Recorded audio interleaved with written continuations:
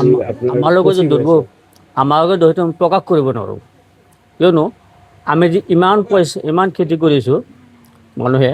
বা ইণ্টাৰেষ্ট কৰি আনি বা খেতি লিজি লৈ সেইবিলাকত আমি আলুটো দূৰৰ কথা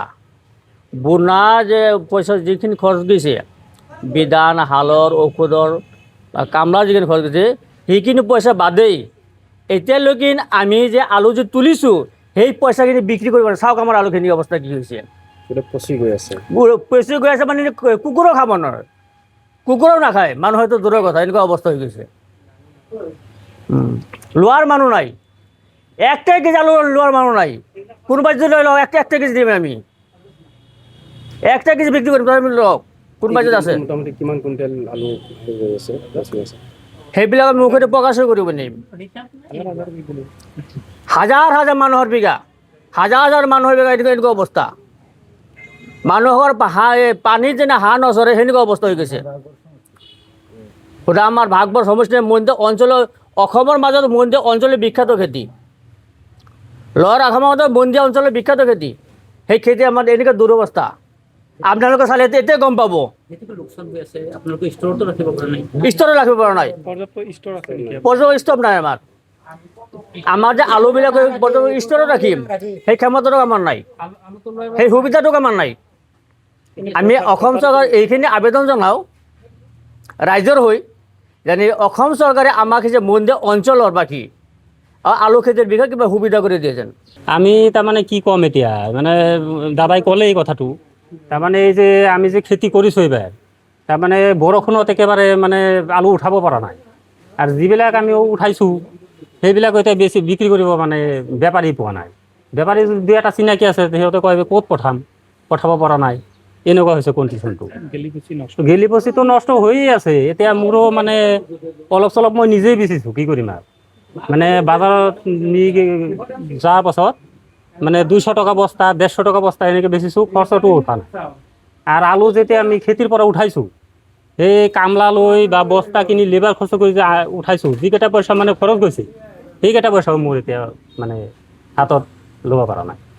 মানে দুখৰ বিষয় এইটোৱেই যে মানে এইবাৰ মানে এনেকুৱা যে হ'ব আমি কোনো মানে ভাবিব পৰা নাই এনেকুৱা কণ্ডিশ্যন এতিয়া মানে এইটো উপায় নোহোৱা হৈছে মানে মইতো এইটো মনে মনে ভাবি আছোঁ যে মোৰ অলপ এতিয়া আছে সেইকেইটা বিক্ৰী কৰি মই মানে ক'ৰবাত কামত যাবই লাগিব এনেকুৱা হৈছে খবৰ চবৰ মানে আমি আজি আপোনালোকক লগ পালোঁ ইমান দিন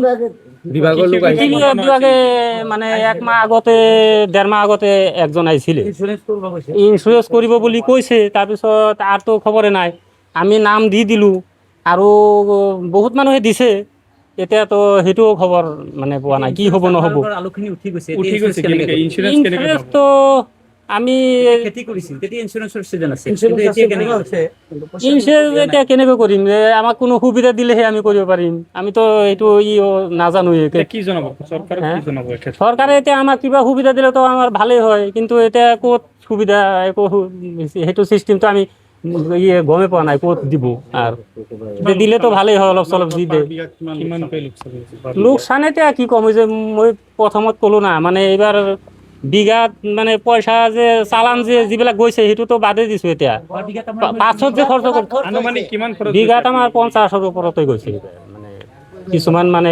খেতি ভাড়া লৈ কৰিছোঁ নিজৰ খেতি অলপ কম গৈছে কিন্তু গ'লে কি হ'ব এই পইচাটো এইবাৰ মানে কামলাৰ দামটো উঠি নাহে বিঘা মোটামুটি আমাৰ এই মন্দিৰ অঞ্চলততো সবেই 10 বিঘা 15 বিঘা 5-7 বিঘা এনেকৈ কৰে গৰীব মানুহ হ'লেও আমাৰ খেতিৰ ওপৰতে নিৰ্ভৰ কিছুমানেতো বেছিও কৰে সেইটো বাদে দিলোঁ কিছুমানে আপোনাৰ 50 বিঘা 40 বিঘা এনেকুৱা কৰে এতিয়া আমাৰ কথা হ'ল অসমৰ যেতিয়া চৰকাৰৰ ফালৰ পৰা চবেই কৈ আছে মূল্য বৃদ্ধি হৈ আছে কিন্তু আমাৰ চব্জিটোৰ মূল্য বৃদ্ধিটো দূৰৰ কথা এনেকুৱা অৱস্থা হৈছে যিটো অৱস্থা আমাৰ ইয়াতে মানুহে বৰ্তমান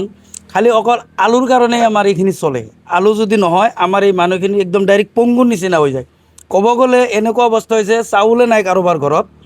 খাব লগা অৱস্থা নাই সুদত পইচা আনিছে কাৰোবাৰ পৰা বেলেগৰ পৰা ধাৰ কৰি পইচা আনি খেতি কৰিছে যিখিনি পইচা একচুৱেলি পাব লাগিছিল সেই মূল পইচাখিনিতো গুচি গৈছে যিখিনি মানুহে পইচা দি উঠাইছে কামলাৰ হাজিৰা যিখিনি দিছে এটা বিঘা মাটি উঠাওঁতে মোটামুটি 10,000 12,000 টকা দি আলু উঠাইছে সেই উঠোৱা পইচাখিনি আজিলৈকে কভাৰ হোৱা নাই কাৰণ যিখিনি ষ্টক কৰিছে ষ্টক কৰা আলুখিনি এতিয়া ক'ত পেলাব পেলোৱাৰ কাৰণে এক্সট্ৰাকৈ আৰু 5,000 6,000কৈ বিঘাৰ পইচাখিনি যাব লগা হৈছে কিন্তু সেই পইচাখিনি আমি ক'ৰ পৰা দিম ধাৰ কৰি আনি কিমান পইচা দিম আমাৰ অৱস্থা একদম বেয়া হৈছে যিটো অৱস্থাত আমাৰ এতিয়া নতুনকৈ চৰকাৰ আহিছে সেই চৰকাৰেও আজিলৈকে খালি মূল্য বৃদ্ধি হৈ আছে মানুহে আন্দোলন কৰি আছে কিন্তু সেই মূল্য বৃদ্ধিত বুজি পোৱা নাই আমাৰ চব্জিটোৰ কিয় দাম বৃদ্ধি হোৱা নাই বাহিৰৰ পৰা ছাপ্লাই আহি আছে আমাৰ পৰা ছাপ্লাই যাব দিয়া নাই আপোনাৰ যেতিয়া শ্বিলঙত মাল মানে যিবিলাক শ্বিলঙত আমাৰ আলুবিলাক পঠোৱা হৈছিল তেতিয়া শ্বিলঙৰ ৰাস্তাবিলাক আজিকালি বন্ধ নাগালেণ্ডত বন্ধ যাৰ কাৰণে আমাৰ এই আলুবিলাক পঠাব পৰা নাই আমি লোকেলত ফেৰি কৰি আছে যেনেকৈ মূৰত লৈ বিক্ৰী কৰিব লগা হৈছে পিলপিলি দি লৈ যাই আছে বস্তাত 100 টকা 50 টকাকৈ বিক্ৰী কৰি আছে যাৰ এই ভাড়াখিনি দি আমাৰ মূল পইচাটো দূৰৰ কথা ভাড়াখিনি দি আলুখিনি পেলাই দিয়াৰ নিচিনা হৈ আছে গতিকে আমাৰ ক'ব লগা চৰকাৰক এইখিনিয়ে কথা যে আমাক যদি কিবা সহায় কৰিব পাৰে আমাৰ যিখিনি আলু এতিয়াও মজুত আছে সেইখিনি আলু আমাৰ বাহিৰত পঠাই দিয়াৰ এটা ব্যৱস্থা কৰিব লাগে আৰু সেই ব্যৱস্থা যদি কৰি দিয়ে এতিয়াও আমাৰ কৃষকে অলপ হ'লেও সকাহ পাব মানে সেই সকাহখিনি যদি চৰকাৰ ফালৰ পৰা আমাক কৰি দিয়ে আমি সন্তুষ্ট হ'ম আৰু অহাবাৰকলৈকে আমাক যদি এই খেতিৰ ওপৰত কিবা এটা অনুদান প্ৰদান কৰে সেই অনুদানৰ সহায়ত যাতে আমাৰ মানুহখিনি বাচি থাকিব পাৰে এতিয়াতো মৰাৰ নিচিনা অৱস্থা হৈ গৈছে বাচি থকাৰ ৰাস্তাই নাই এনেকুৱা অৱস্থা হৈছে যে আমাৰ মূৰত লৈ ঘূৰিব লগা হৈছে আৰু পেলোৱাৰ কাৰণে কামলাৰ পইচাখিনি আমি দিব পৰা নাই বিৰাট অসুবিধাত পৰি আছোঁ চৰকাৰে আমাক অলপ সহায় কৰিলে ভাল হ'ম আৰু